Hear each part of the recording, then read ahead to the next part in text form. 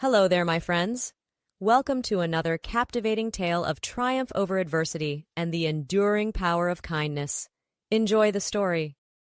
Gus Bolden was born and raised in the tiny, forgotten farming village of Podunkville, population 500 on a good day. The only time he'd ever laid eyes on the big city was during a fifth-grade field trip to the Natural History Museum downtown, a rare treat for the rural kids.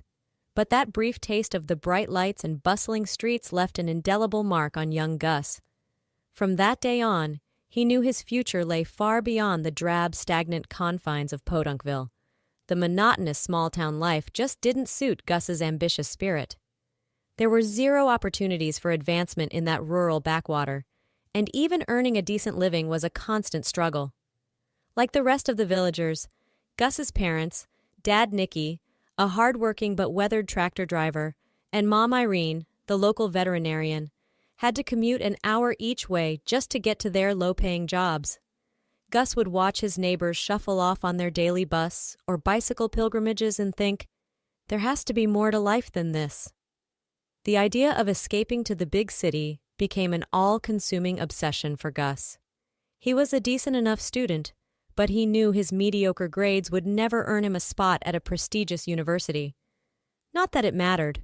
Higher education was a pipe dream that Gus had long since abandoned. He was a classic underachiever, often too lazy or disinterested to put in the effort on his homework. But the knowledge that a diploma wasn't necessary to find work in the city kept him going.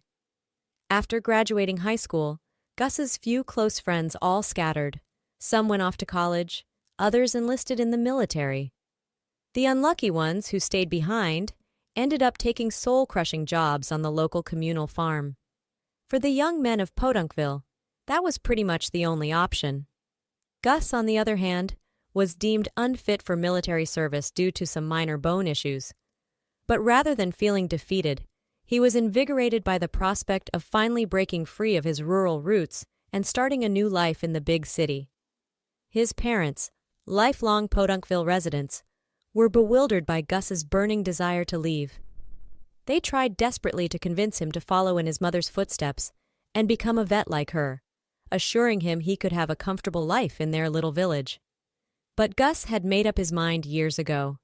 If he stayed in that dead-end town, he'd be dooming himself to a life of unfulfilled potential.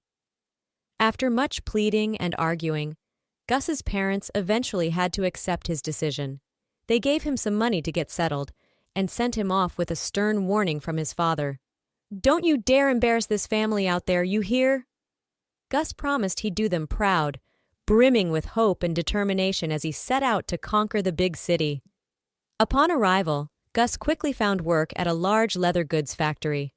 It was backbreaking labor, but the pay was decent enough for an entry-level position with no education or experience. Gus didn't mind the grueling shifts. He was just grateful to be away from the stifling confines of Podunkville.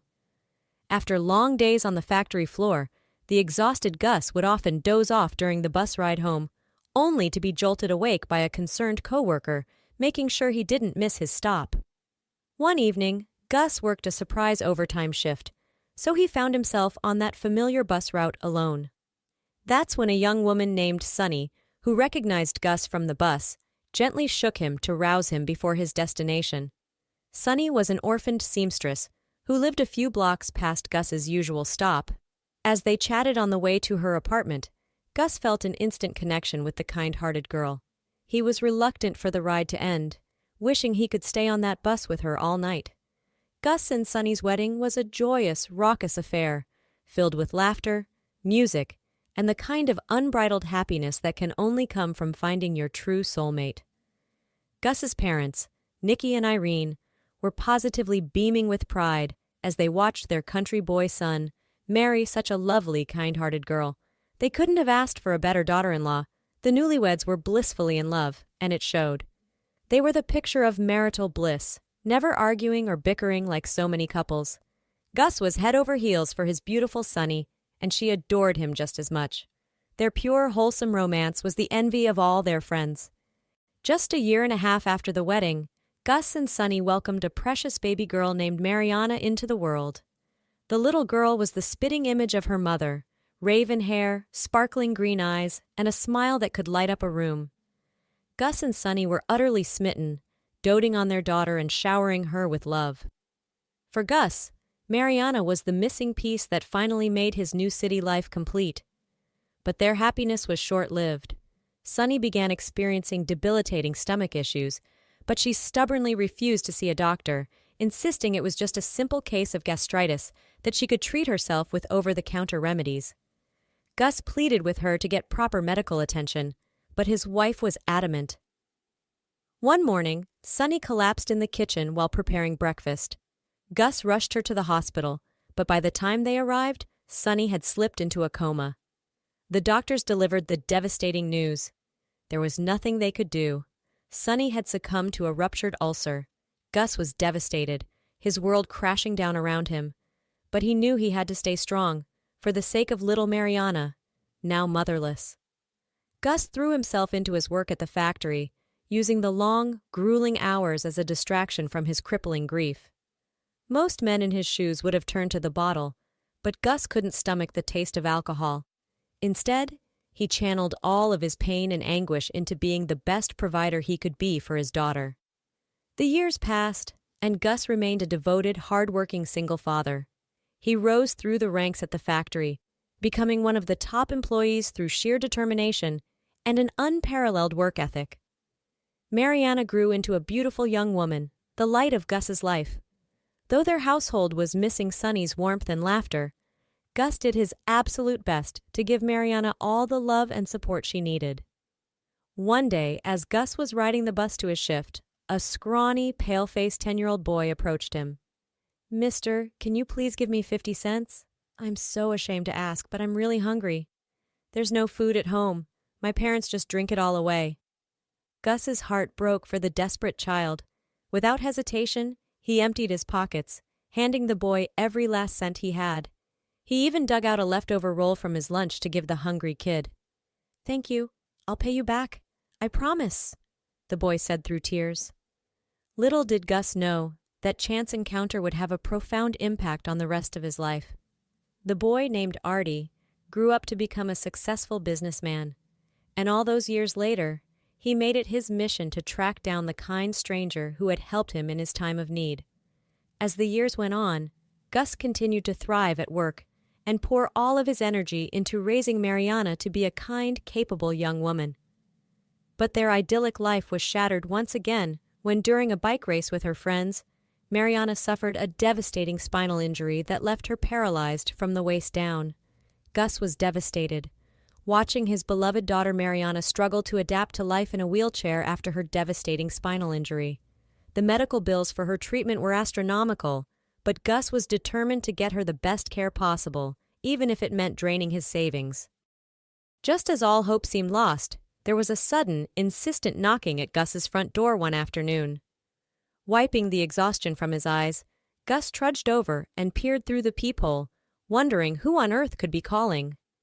To his utter bewilderment, he found himself face to face with a well-dressed, handsome man in his early 30s, a complete stranger. "Can I help you?"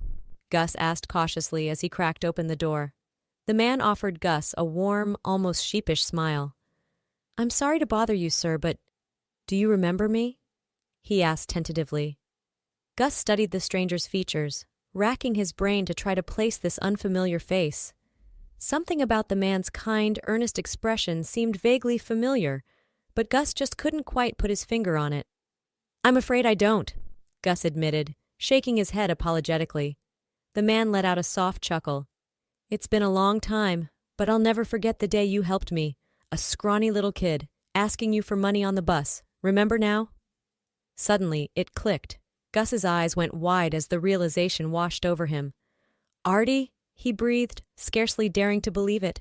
The man, Artie, nodded, his smile growing even warmer. "That's right. I've thought about that day so many times over the years. The way you just reached into your pocket without a moment's hesitation and gave me every last cent you had. It meant the world to me." Gus was utterly floored, his mind racing.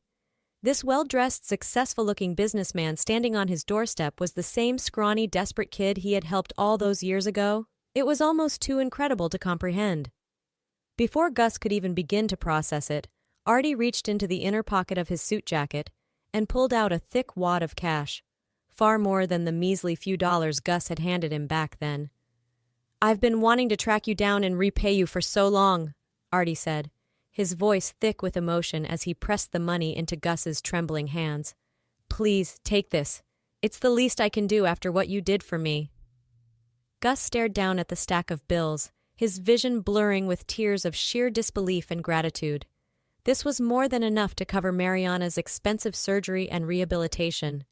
In that moment, all the worry, the stress, the crushing sense of helplessness he had been feeling just melted away. He looked up at Artie, utterly overwhelmed. "I don't know what to say," Gus rasped, his voice cracking. I can't believe this is happening." Artie reached out and gave Gus's shoulder a gentle, reassuring squeeze. "You don't have to say anything," he said softly. "Just let me do this for you. After all you've done, it's the least I can do." Gus nodded mutely, too choked up to speak. As he ushered Artie inside, a profound sense of wonder and gratitude washed over him. The scrawny, desperate kid he had helped on a whim all those years ago had grown into this remarkable, compassionate man. With Artie's financial support, Mariana was able to undergo a complex spinal operation and slowly work her way back to regaining her ability to walk, against all odds. Artie became a constant presence in their lives, helping Mariana with her physical therapy and making sure she had everything she needed for a full recovery. As Mariana grew stronger, Gus began to notice a change in the way Artie looked at his daughter. The businessman seemed to have developed genuine feelings for the beautiful, resilient young woman. And to Gus's delight, it appeared Mariana was falling for Artie as well. The pair grew closer with each passing day, their bond deepening. Eventually, Artie mustered the courage to ask for Mariana's hand in marriage. To Gus's absolute joy, his daughter joyfully accepted. The wedding was a lively, boisterous affair, filled with music, laughter, and the kind of unbridled happiness that comes from two souls finding their perfect match. As Gus watched his daughter and her new husband exchange vows, he couldn't help but feel a swell of pride and gratitude. Who would have thought that one small act of kindness he'd shown a desperate child all those years ago would blossom into such a beautiful, life-changing event? Gus had come so far from his humble small-town roots, and now his family was whole again. As the newlyweds danced the night away, Gus couldn't resist dropping a few hints to Mariana and Artie about when they might be ready to start a family of their own. After all, Gus was more than ready to become a grandfather and shower his beloved daughter's children with the same boundless love he had given her.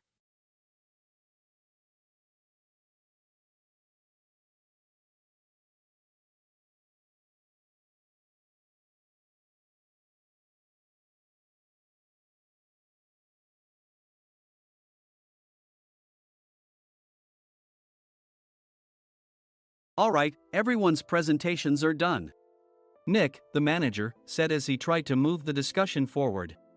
"Excuse me, I haven't. I recently found out something." Nick interrupted me and began to speak. "There's apparently someone in this department who didn't graduate high school and is just a part-timer. Meetings should be for employees only." "Absolutely right." His lackey, Mike, of course, agreed with Nick. "I'm leaving." After leaving the meeting room, I started to shut down my computer. I noticed that an email had arrived, not in my personal inbox, but in the company's shared email. Thinking, there's no point in speaking up, no one will listen, I went home quietly. The next day, I heard a commotion from Nick's desk. He was staring at his computer screen, his face pale. "Nick, is something wrong?" Mike looked at the screen with him. And he turned even paler than Nick. Why is he so angry? Knowing the reason for Mike's distress, I thought to myself, serves them right. My name is Adam. My mother passed away when I was in the 9th grade, and I was raised by my father. Well, you could hardly call it being raised. After my mother passed, my father changed. He drowned his sorrows in alcohol, and though he still went to work, he squandered our living expenses on horse racing. Because of that, I had to start working part-time as soon as I entered high school. Every month, I went to the convenience store with bills in hand that couldn't be auto-deducted from my father's account. Even though I endured it because I didn't want to be alone, I reached my limit in my second year of high school and dropped out. I found a live-in job at a distant inn. Thank you for everything. The day I left home, my father, still staring at the TV, spoke. Take care. That was our last conversation. Back then, 18 wasn't the age of majority, so I needed my father's permission to work, and I couldn't hide my place of employment. Yet, my father never visited me even once. I kept working just to survive, and before I knew it, I was 42. Years of hard work paid off, and I was transferred to the headquarters. I was thrilled to be recognized by the company, as I thought I'd be working in the field until retirement due to my lack of formal education. Listen up. Our work can change the future of our employees. Don't drag us down. On my first day after the transfer, Nick, dressed in an expensive suit, spoke sternly. There was a reason for this. Our inn was located in a prominent tourist destination, known so well that everyone in the state could sing its commercial jingle. At its peak, we had 5 locations within the state. But that was long ago. Due to financial difficulties and aging facilities, only the place where I had worked for many years and the original establishment remained. I was prepared to lose my job anytime, but now there was a glimmer of hope. With the rise of social media, the tourist area where the inn was located started gaining attention again. Depending on how hard the sales department, where I was transferred, worked, we could either thrive or be forced to give up this prime location to the new hotel chains continuously popping up. For Nick, who had switched careers from another industry to strengthen our sales, this was a battle he couldn't afford to lose. I understood why he had to be strict. I will do my best. Nick sneered at my enthusiastic declaration. Did you not hear what I said? I'm sorry. I thought I was listening carefully. Out of habit from years of customer service, I apologized reflexively, though I had no idea what had offended him. Someone was watching me with a smirk.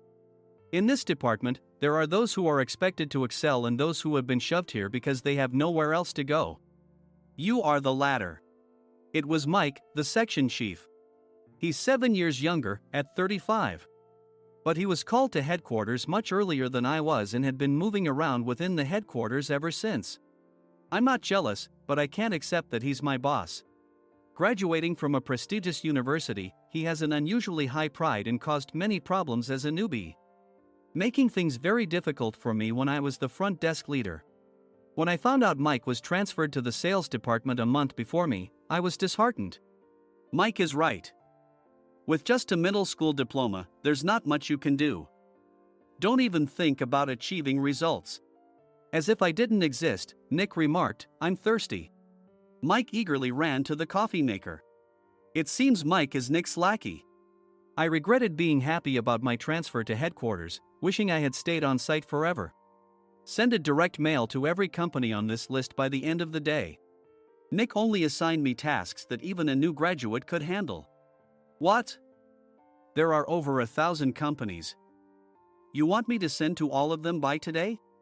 Yes, if you and your fellow misfits split the work, even those with nowhere else to go should finish by today. I glanced at the employees typing away expressionlessly. They were worn out from customer service, only thinking about leaving on time, or were women reassigned after having children, with zero motivation for work.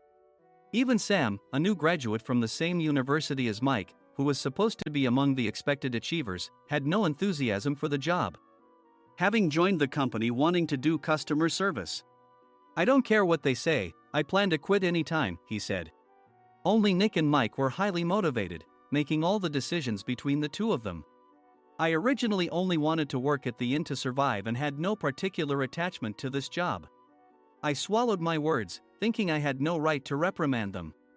About a month after the transfer, Nick told us with a frustrated look.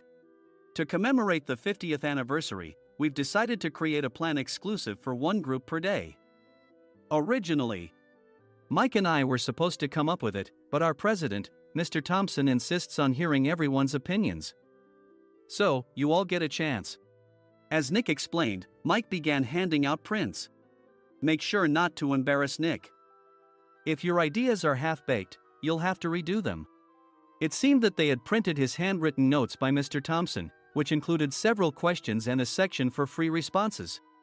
It made sense why Nick had to seek our input, given that all responses had to be submitted to Mr. Thompson. We were given a week to think about it, and a meeting was scheduled to compile our ideas. My plan is to let guests enjoy both the old and modern America. Nick began the presentations. Guests would watch a master confectioner at a nearby traditional sweet shop make sweets in front of them. The welcome drink would be premium tea in a bottle. Nick's plan was certainly attractive. After his presentation, Nick called on us to present in the order we were seated. Just as I stood up for my turn. "All right, everyone's presentations are done." "Excuse me, I haven't. I recently found out something." Nick interrupted me. "There's someone in this department who didn't graduate high school and is just a part-timer." He was likely talking about me. I joined the company as a part-timer and was made a full-time employee when I turned 20. That was 20 years ago, so Nick and Mike probably had no chance to know until recently. Meetings should be for employees only. Absolutely right. After that, Nick kept creating opportunities to solicit everyone's opinions, purposefully excluding me from speaking. The meeting unexpectedly heated up and went past the scheduled end time. A few people asked to leave, and the discussion continued with the remaining few. "Still here?" Normally, you'd leave in that situation. Though I had no attachment to the job initially, hearing kind words from customers made me want to make them happier.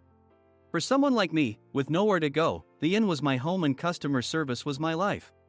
I felt pathetic about my current self. "I'm leaving." I left the conference room and started shutting down my computer. I noticed an email had arrived, not in my personal inbox, but in the company's shared email. Thinking no one would listen to what I had to say anyway, I quietly went home. The next day, while preparing the DM as instructed, I heard a commotion from Nick's desk. In his haste to stand up, he hit his knee on the desk. He stared at his computer screen, his face pale. "Nick, what's wrong?" Mike, thinking he should be the first to rush over, approached Nick while still wearing his coat. He peered at the screen with Nick. And he turned even paler than Nick. Why is he so angry? Who is responsible for this company? Nick, more irritated than ever, asked, and Mike answered without checking. "Probably Sam." Sam wasn't there because he was attending a morning training session for new hires. Nick gave up on getting angry and returned his gaze to the screen. They were looking at an email that arrived right after the end of the working day yesterday. Apparently, no one, including me, had checked it before leaving. The email was from a large company that used us for their annual employee trips. The president and executives of that company also frequently used our services personally. President of the company, Mr. Mason himself, had declared that neither he nor his company would ever use our services again. Well, some companies cancel their employee trips or stop using our services due to financial struggles. Let's just move on. Mike kept wiping the sweat from his forehead with a handkerchief. Knowing why Mike was so agitated, I quietly watched their interaction. "Do you know how much revenue we get from that company?" "We can find other guests to fill the rooms, but we'll lose the banquet costs. Gift shop revenue, rental car fees, and more. Moreover, the gifts were supposed to be prepared by the traditional confectionery shop involved in Nick's proposed plan. If it's known that we incurred such a huge loss at this critical time, Nick's position in the company would be jeopardized." Nick took a deep breath, seemingly trying to calm himself. "All right, Mike. Go to New York right now and apologize to Mr. Mason." "What? You're coming with me, right? I have urgent work to do." "I trust you, which is why I'm entrusting this to you." "Please." Mike, believing Nick's sincerity, agreed with a determined look on his face, saying, "Yes. That's Nick for you." Even if Mike went to apologize, Nick would shift all the blame onto him if the client didn't change their mind. Well, it was Mike's fault to begin with, so it served him right. About 3 hours later, Sam answered a call from somewhere and repeatedly apologized, saying, "I'm very sorry." Everyone watched to see what was happening. After ending the call, he informed Nick with a weary tone. When Mike arrived at the client's company, he only made things worse, further infuriating Mr. Mason. He was demanding, "Get his boss here immediately." It was no wonder Sam was exhausted, dealing with such a call right after returning from training. "What is that idiot doing?" "All right, Adam, you're coming with me." If sacrificing Mike didn't work, then I must be next. Normally, I'd want to refuse at all costs, but I saw an opportunity in this situation. If I can be of assistance, I'd be happy to join you. I immediately followed Nick, and we flew to New York. When we introduced ourselves at the reception, it became clear how serious the situation was, as the receptionist personally escorted us to the president's office. Angry voices leaked through the door, making both Nick and me uneasy. "Excuse me. I'm Nick, the supervisor. I understand my subordinate has caused you trouble, and I deeply apologize." Nick, with his experience in the corporate world, knew enough to offer an apology before excuses. However, his customer service skills left much to be desired. I sighed as I saw Mike trembling like a small dog in the corner of the room. "What kind of training are you giving your subordinates?" Mr. Mason glared at Nick with a red face. The intensity of his gaze made even Nick take a step back. Regrettably, I joined this company only 2 years ago and was unaware of Mike's issues. I should have identified his shortcomings sooner. Indeed, I should have realized sooner. No sensible person would come to apologize and then give a lengthy presentation on the drawbacks of not using their in. Nick froze, his mouth slightly open. Suspecting the worst, I picked up the documents that had fallen to the floor. It seemed Mike hastily prepared these documents on the plane, listing the disadvantages. Disadvantage 1: if you change the venue for the company trip, employees might suspect it's for cost-cutting reasons, leading to a negative impression. Reading it aloud half-jokingly, Nick snatched the papers from my hand and checked the contents with a furious expression. Among the stack of documents was a receipt from a nearby convenience store's copy machine. I felt a pang of dread, hoping he hadn't shown the receipt as well. What do you think he said when I asked what kind of nerve he had to do this? I'm very sorry." Faced with the dire situation, Nick must have thought there was nothing left to do but apologize. In a voice smaller than I'd ever heard from him, he uttered words of apology. He said, "I'm a Harvard graduate. I don't believe I said anything wrong." "Mike, what have you done?" Forgetting his plan to pin the blame on Mike, Nick yelled loudly, even in front of Mr. Mason. "I didn't do anything wrong." "You're still saying that? Look at him." Mike pointed at me with a shaking hand. "I was assigned to headquarters in my 20s and now I'm a section chief. This guy only made it to headquarters at 42. Everything I've done proves I was right. So why are we losing the contract?" Having said his piece, Mike collapsed to the floor. "Of course. You were sent there because you had nowhere else to go." Mike never expected to hear such words from someone he looked down upon. He lunged at me, and Nick hurriedly stepped in to stop him. "Mr. Thompson told me Mike is a quick thinker, and to take good care of him." There's no way he was pushed aside. "Don't make things worse here. He didn't say quick thinker, he said only quick-witted, didn't he?" I don't remember that part."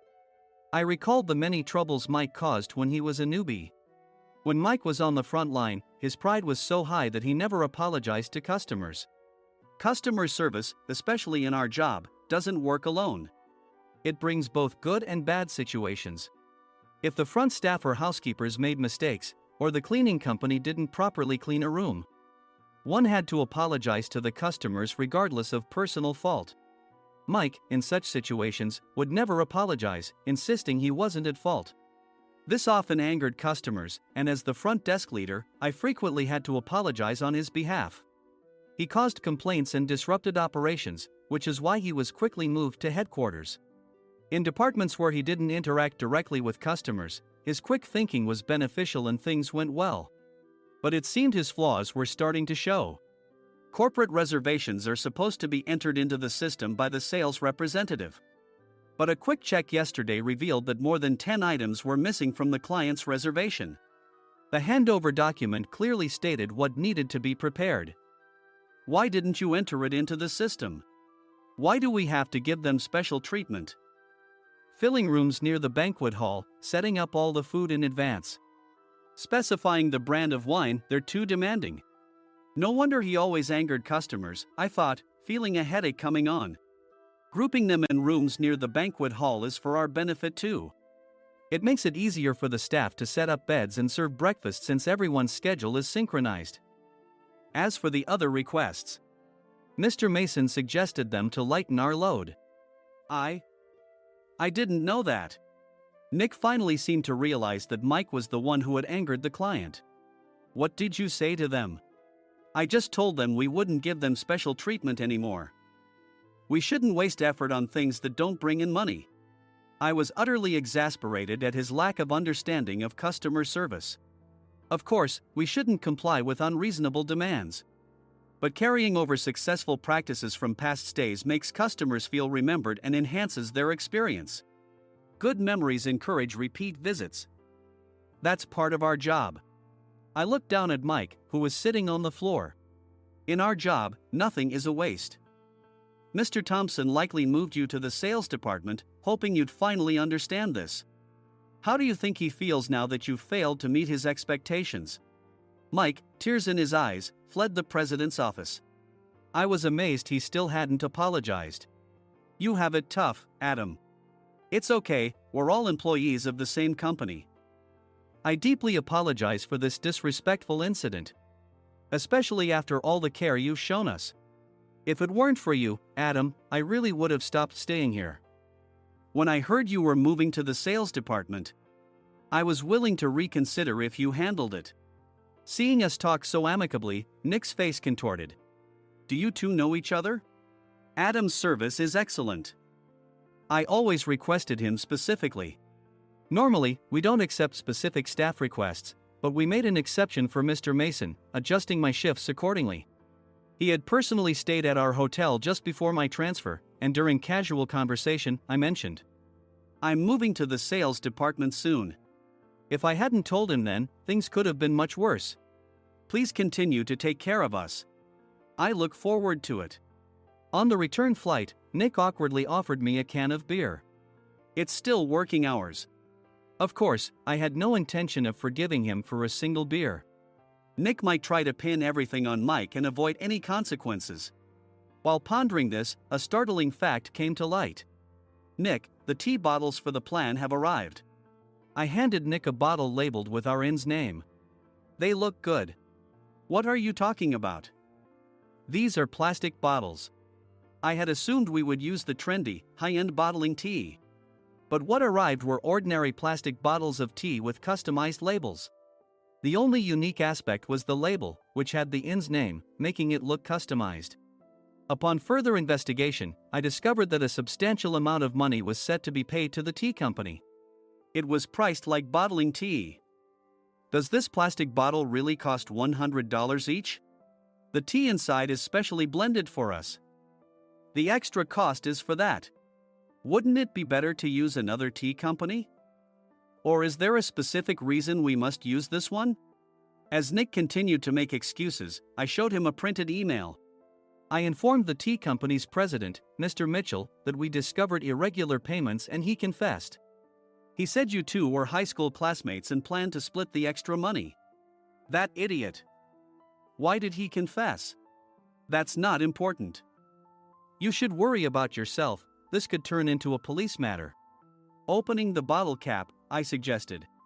How about calming down with this tea? It supposedly has a relaxing effect. Nick drank the tea frantically. In the following days, decisions were made about their fates. Mike was reassigned to the General Affairs Department, with no chance of transfer or promotion, as per Mr. Thompson's orders.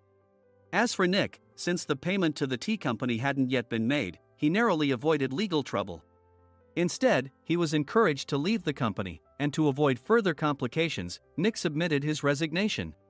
Rumor has it that connections between HR departments have made it difficult for him to find new employment. Even though it was good to have those two gone, something unexpected happened in the sales department. Everyone became motivated and united in refining the 50th anniversary plan. In the end, my plan was adopted. We collaborated with the Tourist Information Center to provide personalized guides. The plan, tailored to the number of guests, was truly special for the 50th anniversary. Hey, is Adam's family coming to stay? I immediately booked that special plan for my family. Sam noticed it on the reservation list and quickly picked up on it. Yes, I'm inviting my father. That's great.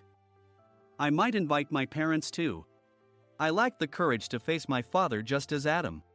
But here, with the confidence Mr. Mason praised, I felt ready. The 50th anniversary plan was a perfect opportunity to reconnect with my father. I hoped to bring back the days when we could laugh together as we once did.